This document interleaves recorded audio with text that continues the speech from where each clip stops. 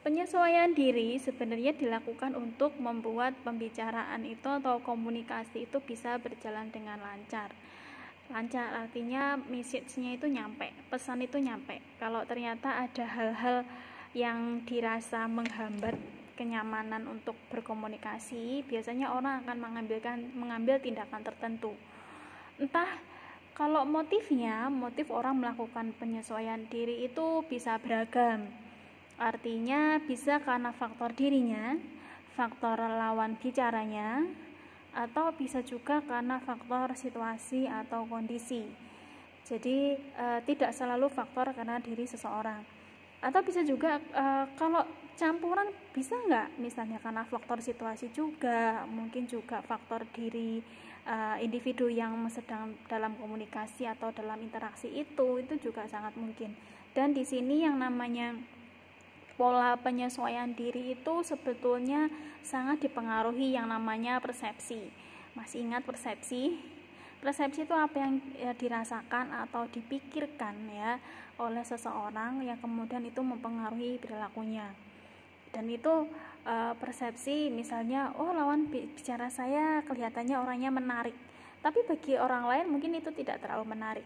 Jadi orang memutuskan untuk melakukan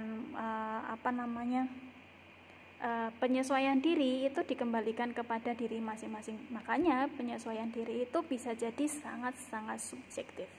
Bagi seorang penyesuaian dirinya mungkin sudah tepat, sudah menyenangkan, sudah sesuai, tapi bagi orang lain mungkin penilaiannya berbeda.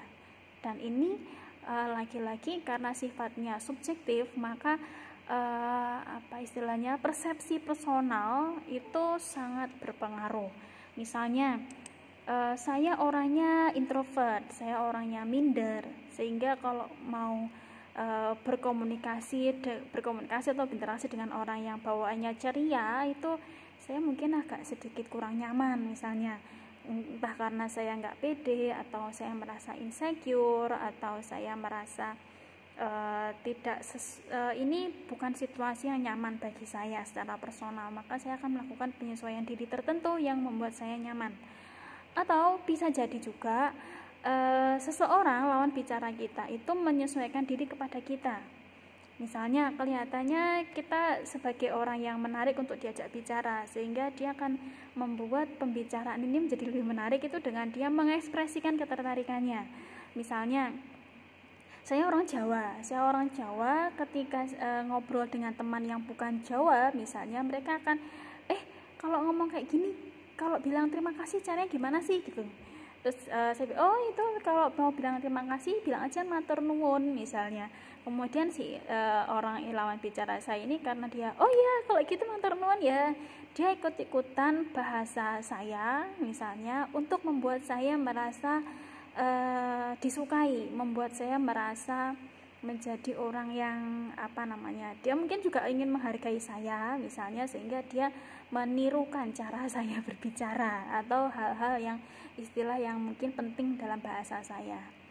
Itu biasa kan, kayak itu loh, siapa namanya yang K-pop itu kadang kan mereka kalau ketemu atau fans meeting misalnya, ketemu fansnya, mereka akan mempelajari satu atau dua kata yang mereka membuat tujuannya membuat fansnya jadi menyukai mereka.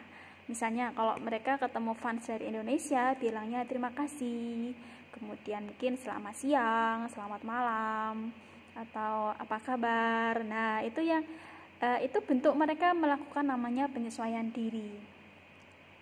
Nangkep ya? Jadi penyesuaian diri itu seperti apa? Nah, ini perilaku ini sebenarnya menarik ya tentang penyesuaian diri, karena nantinya ini akan banyak membicarakan kenapa orang melakukan itu, bagaimana mereka melakukannya, kemudian situasi apa yang mereka menemui itu sehingga mereka melakukan penyesuaian diri. Dan seringkali penyesuaian diri itu dilakukan biasanya tidak disadari, atau itu terdorong begitu saja tanpa direncanakan. Tapi apakah mungkin kalau itu direncanakan? Itu sangat mungkin. Misalnya nanti saya ketemu artis misalnya nanti saya ketemu artis, saya mau nanya apa ya, nah itu kita merencanakan. Atau nanti saya akan berada dalam wawancara kerja, jadi supaya calon pemberi kerja tempat saya melamar itu supaya memilih saya sebagai karyawan, maka saya harus menampilkan diri yang seperti apa misalnya. Jadi kalau misalnya ketemu, oh ternyata yang mau wawancara itu orang Batak misalnya, maka akan munculkan pola-pola komunikasi yang mungkin disukai sesama orang Batak misalnya begitu. Jadi nanti kalau kita merencanakan, mendesain apa yang mau dibicarakan itu namanya itu namanya logika pesan. Jadi bagaimana pesan itu didesain sedemikian rupa sehingga orang yang nantinya terlibat dalam komunikasi itu berada dalam sebuah on setting gitu loh, sudah disetting sejak awal. Sebenarnya ini banyak ya, kalau kita mungkin pernah menonton TV, menonton taping sebuah program acara yang live, mungkin kita pernah melihat bagaimana ada kayak agitator gitu ya. Agitator itu apa sih? Agitator itu kayak orang yang tugasnya itu untuk mengagitasi. Agitasi itu memancing orang untuk merespon tertentu dengan cara tertentu. Misalnya itu dengan cara salah satunya mereka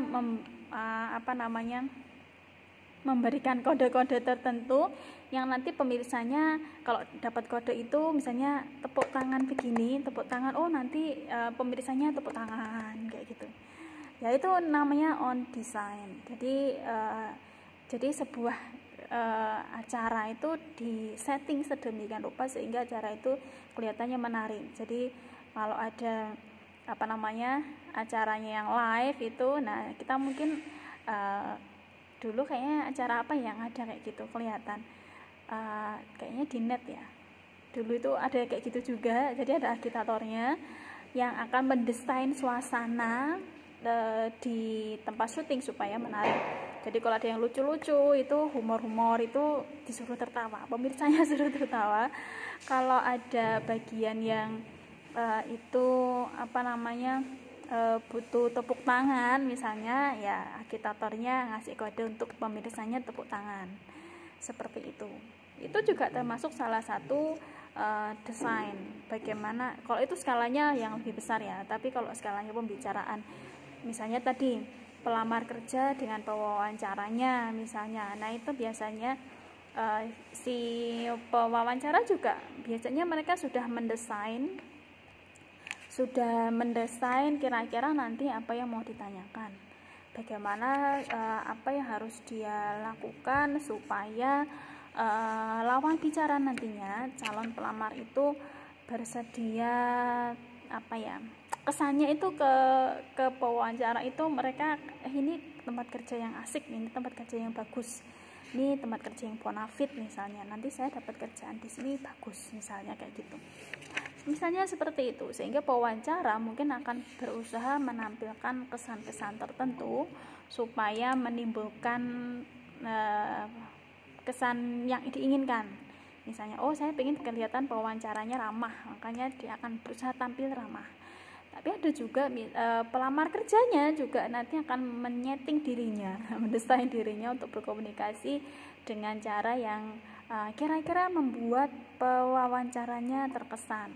Misalnya caranya bicara, nadanya, intonasi, pilihan kata, mungkin mempersiapkan jawaban. Nanti kalau aku dapat pertanyaan kayak gini, misalnya apa motivasinya melamar di sini, nanti kira-kira saya akan kasih jawaban apa, seperti itu. Nah, nantinya tetap ketika on setting ketika pembicaraan berlangsung, tetap nanti orang akan melakukan yang namanya penyesuaian diri. Itu